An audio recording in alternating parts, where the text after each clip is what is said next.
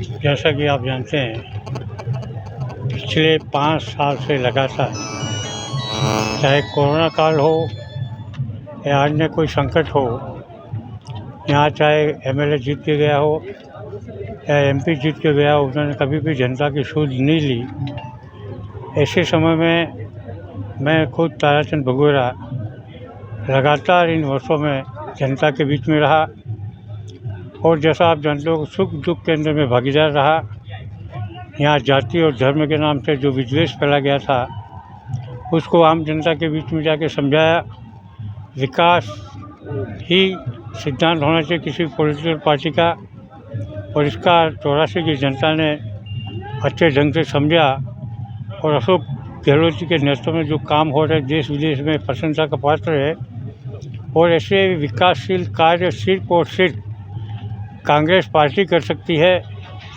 और इसीलिए आम जनता के अंदर पूर्ण विश्वास है कि जातवाद के नाम से चाहे बीटीपीआई हो या नई पार्टी राजनीति करने के लिए जनता को जो बेवकूफ़ बनाता, नई पार्टी का गठन बीएपी के रूप में किया है, वो अपने स्वार्थ के लिए और जनता के जो हितों की रक्षा नहीं कर सके इन 5 सालों में।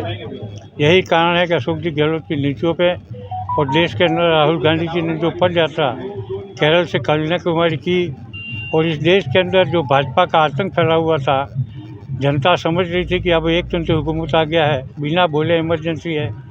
ऐसे में राहुल गांधी की नीतियों को पसंद किया और आज लोगों ने सोचा कि कांग्रेस के सिवाय जिन्होंने आज़ादी दिला के लोगों को धरती पे पड़े उसको यहाँ तक पहुँचाया, सिर्फ कांग्रेस कर सकती है।